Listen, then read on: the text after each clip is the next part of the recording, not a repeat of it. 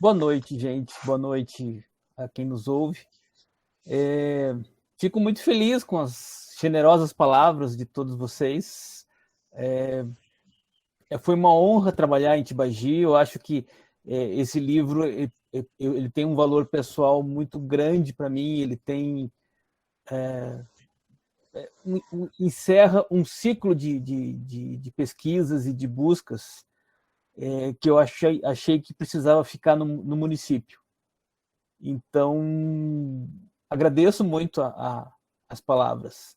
Deixa eu começar. Eu tenho uma listinha de pontos a mencionar aqui. Queria começar valorizando e parabenizando o Profice, o Programa de Fomento e Incentivo à Cultura do Estado do Paraná. Não são todos os estados que têm esse tipo de programa, e o nosso tem, ele é relativamente recente, e eu acho sensacional. Assim, no meu caso, realmente ele me incentiva a produzir mais projetos, e ele tem uma certa facilidade de acesso. Eu parabenizo aqui o Profice pela transparência, pela lisura com que as informações são disponibilizadas. Então, graças a esse projeto aprovado pelo Profice, que a gente conseguiu fazer esse livro e as ações de implantação no município, né? Também agradeço ao Profice em relação a considerar o patrimônio natural como um aspecto da cultura. Nem sempre foi assim nas leis de incentivo. Há uns anos atrás, as questões ambientais, as questões de patrimônio natural não se enquadravam como incentivo na lei de cultura. Então, havia esse empecilho, mas que no Paraná não aconteceu. O Paraná foi pioneiro na ideia de tombamento de bens naturais pelo viés cultural. A Serra do Mar é um exemplo. A Secretaria de Cultura do Paraná tombou a Serra do Mar há muitos anos, e é um exemplo nacional de proteção ao patrimônio pelo viés cultural. Deixa eu ver aqui. Então, nesse sentido, eu diria assim, sem a cultura não há possibilidade de valorização do geopatrimônio. Então, a gente trabalha com essa perspectiva de trazer a cultura dos municípios, das pessoas, dos povos, em relação ao seu território, como uma valorização do conjunto, né? Tem uns agradecimentos aqui para registrar, antes que eu me esqueça, né? Então, antes de mais nada, a Companhia Paranaense de Eletricidade, a Copel, por ter sido, pela sensibilidade em ter apoiado financeiramente esse projeto. A Copel, eu acho que ela tem uma imagem de um orgulho paranaense, né? É uma das empresas que a gente tem, nós paranaenses temos um certo orgulho, e ela tem uma imagem que sintoniza com os valores que a gente defende neste livro, né? Então, eu espero fazer jus com esse livro em sintonia a isso que a Copel divulga. A minha querida editora, Estúdio Texto, a Josiane, a Carol, a Érica, que já tem me apoiado há pelo menos 10 anos, né? E o projeto gráfico da Carol, fantástico sempre. Eu acho que o trabalho de vocês é impecável, assim, tem um profissionalismo que precisa ser trazido à tona, mencionado aqui. Agradeço também ao Rafael, meu amigo Rafael, da Raccoon, produtora de vídeos, que editou o vídeo, o mini documentário, e que está nos auxiliando aqui nessa transmissão. O Marcelo, né, meu querido amigo Marcelo, de mais de 20 anos, com quem tivemos o Marcelo que me apresentou Tibagi, gente. Então, isso diz tudo. Nós tivemos um trabalho de resgate do caminho do Saint-Hilaire pelos Campos Gerais, que eu conheci os Campos Gerais por aí.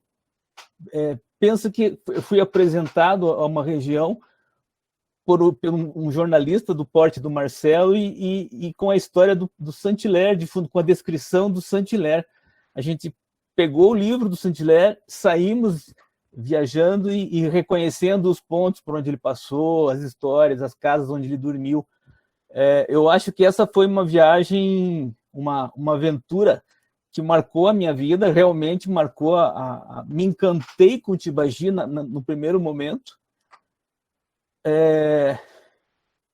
E o resultado disso é que eu voltei sempre que pude nos últimos 20 anos, né? Agradeço também ao Neri, grande amigo Neri do Museu Histórico de Tibagi, que é uma referência para nós. O Museu Histórico de Tibagi é o único no gênero no sul do Brasil. Precisa ser muito valorizado pelo Paraná, pelos paranaenses. Museus, todos eles precisam ser valorizados, mas o de Tibagi tem um aspecto único, assim, um aspecto que é muito especial e que precisaria ser mais valorizado pelo Paraná, pelos paranaenses. Agradeço a representação aqui da Prefeitura, a Elinês, a Annelise, Kellen. Obrigado por estar participando aqui desse lançamento e pelas palavras generosas que vocês teceram sobre o livro, né? Um obrigado muito especial à comunidade de Tibagi, que sempre me recebeu de braços abertos. Eu tive, assim, em todos os momentos, nesses últimos 20 anos, uma receptividade enorme. Eu estava comentando, né, Neri, que eu fui levar o livro lá para o Leonardo, lá no Santa Rosa, e para a Josi, no Puxa Nervos, e a Josi já tinha visto o vídeo. Eu achava que na internet tinha lá, e ela já tinha visto o material antes de ter em mãos, né?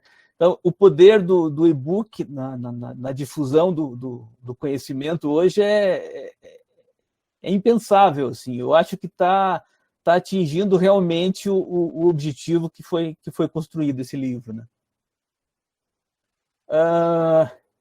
Também ao pessoal do Parque do Guartelá, ao Cristóvão e o Gelson, daquela época, também, quando eu trabalhei lá com o Serviço Geológico do Paraná, a gente andou lá no parque com eles, foi dali que saiu muita fotografia, foi muitas histórias, o levantamento foi muito legal, assim, que a gente fez.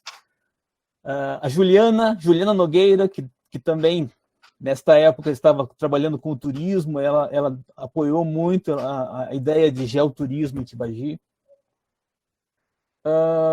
E ao Gil Piecars, geólogo da Mineropar, companheiro de viagem aí de muitos anos também, companheiro de levantamento nos Campos Gerais. A gente trabalhou no projeto Rota dos Tropeiros, geodiversidade na Rota dos Tropeiros, e sempre dávamos um jeito de pernoitar em Tibagi, porque Tibagi era mais legal. Tibagi tinha uma estrutura turística em desenvolvimento, a gente via que havia uma vontade de receber turismo, os hotéis eram legais, comia-se bem, era uma paisagem muito encantadora, então acabou virando o centro da nossa... E logisticamente também, a Rota dos Tropeiros ia da divisa com Santa Catarina à divisa com São Paulo, então Tibagi está mais ou menos no meio, valia a pena a gente ficar ali, né? Um exemplo de valorização da geodiversidade também eu posso mencionar o Gil, o início do campeonato de voo livre, que o Gil que começou ali em Tibagi. Na verdade, a gente estava andando ali para levantamento geológico e o Gil dizia que ali não dava voo. Ali era muito baixo, ali eles não estavam muito interessados em voar em Tibagi porque a montanha era baixa, o Morro do Comuna. Aí o Gil voou e acabou entrando no campeonato ali, entrando no calendário de voo livre, porque a cidade de Tibagi oferecia uma estrutura melhor para todo mundo ir, era mais fácil, mais perto de Curitiba, era toda uma logística mais favorável. Então, é um conjunto de fatores do turismo que tornaram o morro mais alto, né? Hoje o Gil diz que a condição termal de Tibagi é muito boa, mas na verdade é a condição turística de Tibagi. É uma cidade que tem uma infraestrutura para receber esse tipo de esporte ligado ao morro, que é um aspecto da geodiversidade, né? Deixa eu ver, para não correr o risco de esquecer alguém. Eu fecho agradecendo a minha instituição, a Universidade Estadual de Ponta Grossa, que me permite esse tipo de pesquisa, me permite liberdade de trabalho, me permite uma troca de intelectual muito grande entre os meus colegas, e a evolução que a gente teve no entendimento do geopatrimônio de Tibagi se deve muito às trocas que eu tive com vários colegas do meu departamento, o Gilson Burigo, a Fernanda Mochiuti, que também fez um trabalho. Existem vários trabalhos publicados sobre Tibagi, né? A Karen Horns. Então, são pessoas que vêm contribuindo também com o conhecimento da geodiversidade de Tibagi. Queria falar um pouquinho da minha história com Tibagi, por que eu escolhi Tibagi, né? Eu estava na faculdade, nos anos 80, em geologia, e a gente ouvia falar de Tibagi como uma lenda, assim. Tibagi, lá longe, os sertões do Tibagi, lá tem diamante. Mas a gente nunca ia, a gente não tinha esse contato. A gente trabalhou muito com geologia na porção leste do estado, mas Tibagi não entrava na história. Depois, no início dos anos 90, eu fui trabalhar com comércio de minerais e gemas em Curitiba. E aí tinha uma lapidação em Curitiba chamada Lapidação Tibagi. Não sei se é do conhecimento de vocês, mas eu conheci primeiro o diamante. A gente tinha um contato com o falecido Johnson, que era o proprietário, e a gente tinha conhecido o diamante de Tibagi antes de saber onde era Tibagi. Então, o diamante de Tibagi, ele é famoso. É um pedaço da geodiversidade que levou o nome de Tibagi longe. As pessoas sabem do diamante de Tibagi desde 1754. Então, é a segunda ocorrência de diamantes mais antiga do Brasil, mais conhecida no Brasil. Então, a descoberta de diamante no Brasil aconteceu em Diamantina, famosa no mundo inteiro, né? O Brasil foi o maior produtor do mundo de diamantes.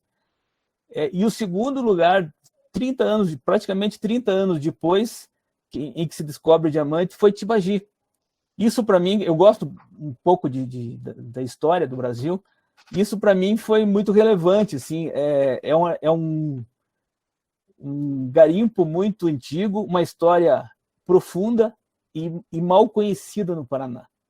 Então, os baianos dizem que a segunda é lá, o Mato Grosso diz que é lá. Então, mas assim, documentos mesmo comprovam que foi aqui em Tibagi era a segunda descoberta de diamante no Brasil.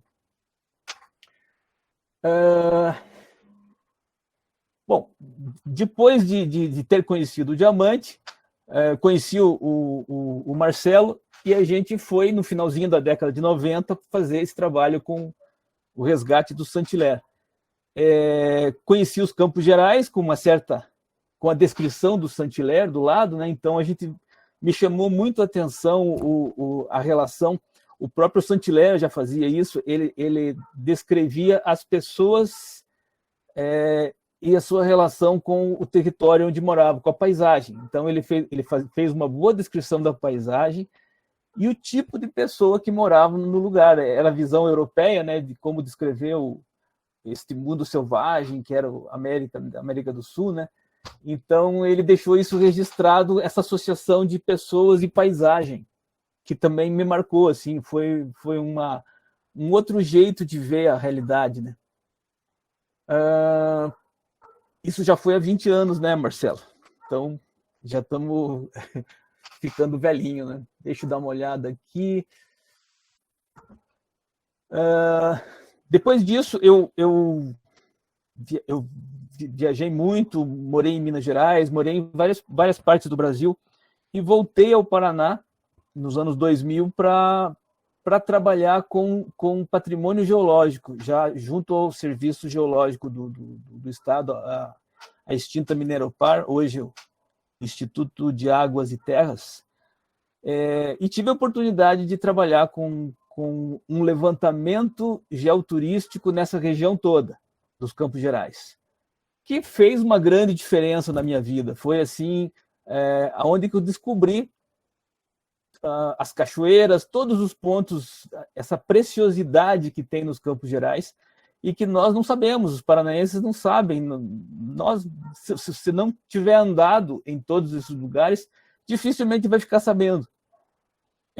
E aí a gente viu uma necessidade de divulgar isso. Isso é importante de colocar à tona e divulgar para as pessoas para que se conheça. Antes de mais nada, o objetivo aqui é cultural.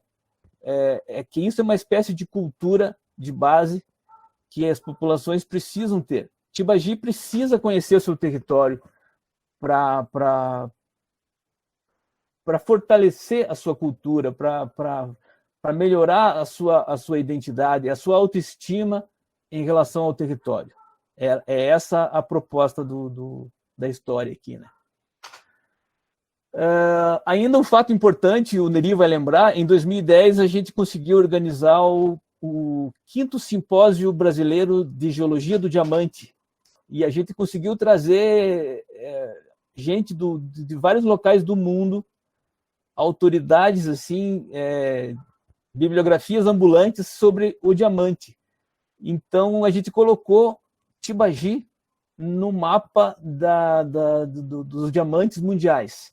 Aquilo foi muito legal, a gente tem até alguns relatos gravados. Steve Haggart, que é considerado o papa dos diamantes, achou Tibagi uma cidade charmosa.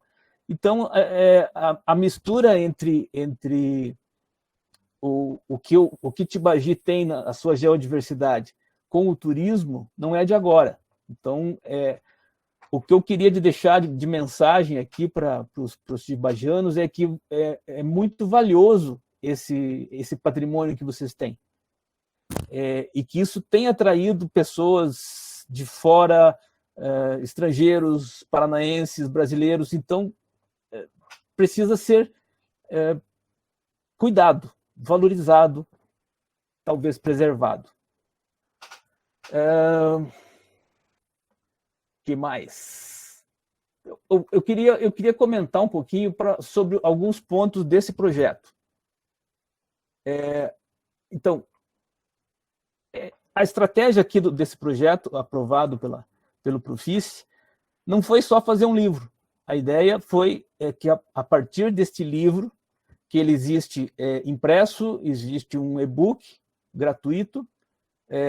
Em Tibagi, eu penso em deixar no museu ali com o Neri para possível venda, para fortalecer o museu, para a associação de amigos do museu ali. Então, eu acho que é uma causa nobre a gente tentar trabalhar para melhorar o museu. Mas além de fazer o e-book e o livro, a ideia foi realmente inserir na educação e no turismo, que eu acho que é um trabalho de fôlego que vai precisar de uns 2, 3, 5 anos para surtir algum efeito. Mas que eu acredito que daqui a 5 anos a semente está bem plantada e daqui a 5 anos os frutos serão bem generosos. As novas gerações dificilmente deixarão de saber da presença de fósseis, dos diamantes, do cânion, detalhes sobre o cânion, a formação das rochas. Então, essa é uma cultura de base para um tibajano. O tibajano que mora perto do Guartelá precisa conhecer melhor o Guartelá.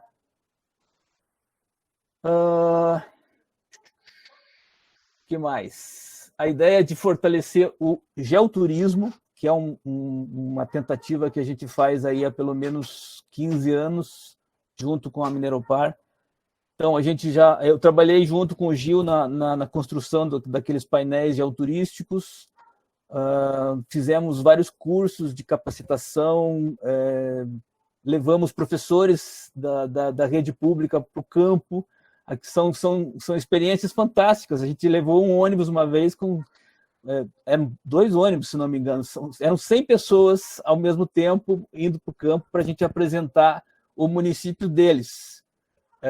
Foi uma experiência muito rica e que mostrou assim que antes da gente desenvolver turismo, era preciso desenvolver uma educação sobre o território.